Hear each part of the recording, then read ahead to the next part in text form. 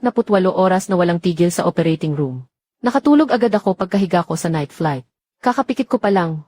Sumabog na ang boses ng flight attendant sa tenga ko. Sir, overbooked ang flight na ito. Bumaba ka na ng eroplano ngayon din. Naiinis kong iminulat ang mga mata ko. At nakita ang mga crew na nagkukumahog sa pag-asikaso sa isang babaeng pasakay ng eroplano. Nakasakay siya. Habang ako na kanina pa nakasakay ay pinapalayas. Hinawakan ako ng flight attendant sa kwelyo at hinila pa tayo. Na may sarkastikong tono. Anak siya ng pinakamayamang tao rito. Nagmamadaling pumunta sa lungsod ng Sin para kunin ang doktor na Diablo para sa isang life-saving surgery. Ikaw na patay gutom, hindi mo nga kayang bumili ng regular na tiket. Bayaran na lang kita ng 200, ayos na iyon. Ibinato niya ang pera sa mukha ko. At itinaboy niya ako pati ang mga gamit ko palabas ng pinto. Nang makita ko siyang lumingon. At ngumiti ng pagkatamis-tamis sa babaeng iyon. Napatawa na lang ako. Akala niya isa akong dukha na walang pambili ng tiket. Pero hindi niya alam. Ako mismo ang taong isang taon ng pinagmakaawaan ng pamilyang Sin. At ngayon lang ako nakahanap ng kaunting oras. Para pumunta sa lungsod ng Sin at mag-opera ang doktor na Diablo. Dahil pinalayas niyo ako. Ang operasyong ito, hindi ko nagagawin. Ang taong iyon mula sa pamilyang Sin. Hayaan niyo siyang mamatay doon. I refund ang ticket. 10 taon na akong nag-opera. Ngayon lang ako nakaranas ng ganitong kalokohan na palayasin sa eroplano. Walang refund. Anong ibig mong sabihing walang refund? Nag-overbook ang airline nyo. Legal akong nakasakay tapos pinalayas nyo ako. Ngayon sasabihin mong walang refund. Ikaw ang sumakay ng eroplano, tapos nagpumilit kang bumaba. Anong kinalaman ng airline namin dyan, kung lahat ng tao ay katulad mo? Nasasakay tapos bababa para humingi ng refund. Nga na lang ba ang kumpanya namin? Anong ingay ito sa oras ng trabaho? Umalingaw ang tunog ng sapatos na balat mula sa likuran. At ang nakakabwisit na mukha ng flight attendant ay lumitaw na naman sa harap ko. Sabi ko na nga ba ikaw yan? Hindi ka pa nakontento sa panggugulo sa eroplano. Pagkababa mo, nandito ka na naman. Para guluhin ang mga empleyado namin. Tiningnan niya. Ang suot kong polo na ilang araw ko nang hindi napapalitan dahil sa trabaho. Tinakpan ang ilong niya at nandidiring sinabi. Kaya pala may mabaho sa eroplano kanina. Galing pala sa'yo, patay gutom. Umaalingasaw ang amoy ng kahirapan. Hindi pa ba sapat yung 200 na nakuha mo sa eroplano? At gusto mo pang mangikil dito? Ang nakakairitang boses niya ay mabilis na nakatawag ng pansin sa mga usyosero. Ang bata-bata pa ng lalaking ito. Bakit ba ang hilig sa mga maling gawain? Pati airline ginagawa ng kalokohan. Huwag na siyang pasakayin ng eroplano habang buhay. Narinig namin lahat. Ikaw ang sumakay tapos ng gulo para makababa. Swerte mo nga at hindi ka pa kinakasuhan ng airline. Baliw na baliw ka na ba sa pera? Tiningnan ako ng flight attendant, buti na lang at naiintindihan. Nang lahat ang hirap ng trabaho namin. Kaming mga empleyado. Ayos lang kahit medyo maagrabyado. Normal lang ito sa customer service. Walang tigil ang bulungan ng mga pasahero. At masama ang tingin nila sa akin. Tinulak ko ang mga tao sa paligid. At hinawakan ang isang ground staff na dumaan. Ilabas mo ang refund receipt ko ngayon din. Ilagay mo ng malinaw na dahil nag-overbook ang kumpanya nyo. At tumangging magbigay ng serbisyo. Kaya ako nagpapa-refund. Baka isipin pa ng pamilyang Sin na sinasadya kong hindi siya operahan. Pagtingin sa mga pasahero na kumakampi sa kanya, umisin ng nakakaloko ang flight attendant. Refund. Manigas ka. Kalagkarin niyo siya paalis. Habang papalapit ang mga gwardya, nanlamig ang ekspresyon ko. Magsisisi ka. Ihintayin kong lumuhod ka at magmakaawa sa akin. Para siyang nakarinig ng isang malaking biro, at buong lakas na sinipa ang maleta ko. Nang itapon ako palabas ng eroplano, ang maleta kong sira-sira na, ay tuluyan ng nawasak. Nagkalat sa sahig ang mga espesyal na gamot. May sakit ka pala, kaya pala pilit kang nangingikil. Isa ka lang palang patay gutom na malapit ng mamatay.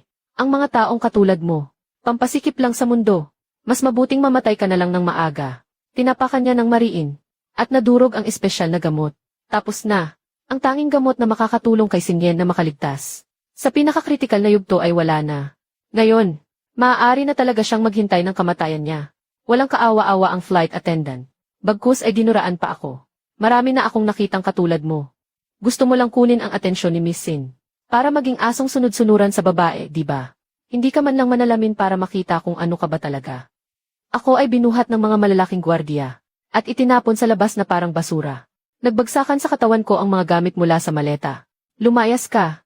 Huwag mong dumiin ang hangin dito sa paliparan namin. Kukunin ko na sana ang cellphone ko para tumawag ng pulis. Nang bigla itong mag-vibrate ng malakas. Pagkasagot ko, ang sunod-sunod na panunumbat ni Butler Sin ay bumungad agad sa kabilang linya. Bakit nag-report ang airline na nagwawala ka raw at gustong bumaba ng eroplano? Para lang makuha ang serbisyo mo ng pamilyang Sin. Bilyon na ang ininvest namin sa ospital. Tapos ngayon nag-inarte ka at gusto mong bumaba ng eroplano. Pribadong doktor lang ang kinukuha ng pamilyang Sin. Kung hindi lang nasa malalang yugto na ang sakit ni Miss Sin, hindi ka kukunin ng pamilyang Sin. Huwag kang sumobra. Sa operasyon ngayong gabi, kapag hindi ko nakita ang pagmumukha mo, huwag ka nang umasang makakapagtrabaho pa sa medical field habang buhay. Binabalaan kita. Kapag may nangyaring masama sa senyorita namin. Tumunog ang telepono ng tutuot, naputol ang linya. Huminga ako ng malalim, at tumawag muli. Agad na sumagot ang naiinip na boses ng butler. May oras ka pang magsalita ng walang kwenta dyan. Bakit hindi ka nalang gumawa ng paraan para makapunta agad sa lungsod ng Sin? Hindi na ako pupunta. Kung gusto mo ng dahilan, tanungin mo. Ang flight attendant sa flight ni Miss Sin.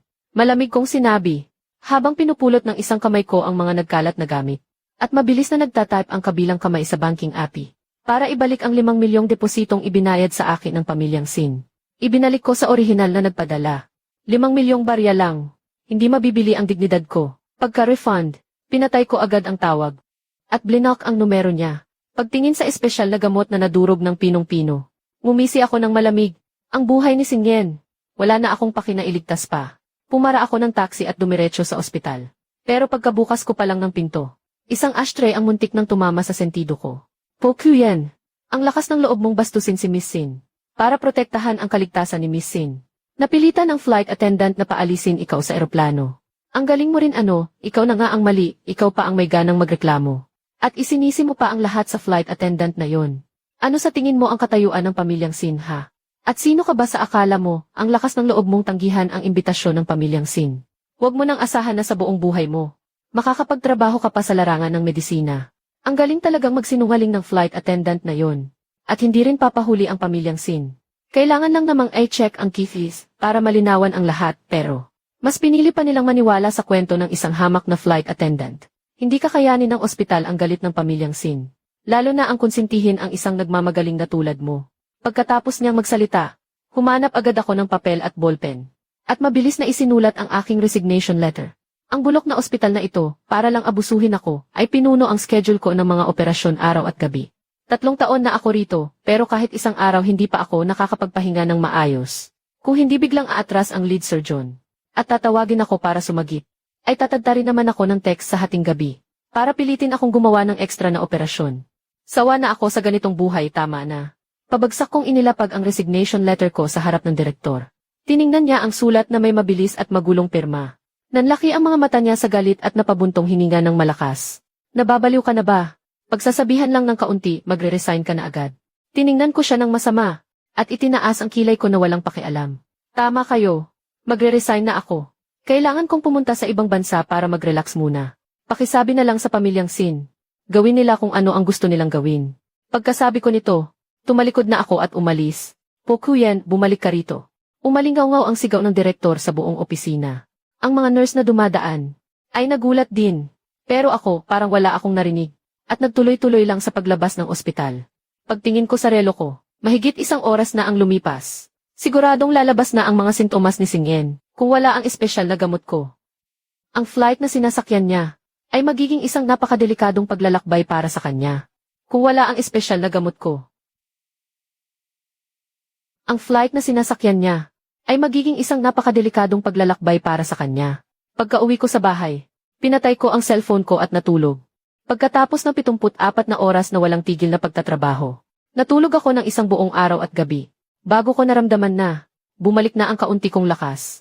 Pagkabukas ko pa lang ng cellphone ko, nag-vibrate agad ito ng walang tigil. Walang tigil sa pag-vibrate, na ikinagulat ko. Kakarelax ko pa lang ng kaunti, may tumawag na namang unknown number. Pagkatapos kong i-reject ang mahigit 10 tawag, naubusan na rin ako ng pasensya. Pagsagot ko ng tawag, isang nagmamadali pero pamilyar na boses ang narinig ko. Dr. Po. Parang awa mo na, pumunta ka agad sa lungsod ng Sin para tumulong. Si Miss Sin na nasa eroplano, ay nagkaroon na ng malalang reaksyon. Bumubula na ang bibig niya dahil sa shock.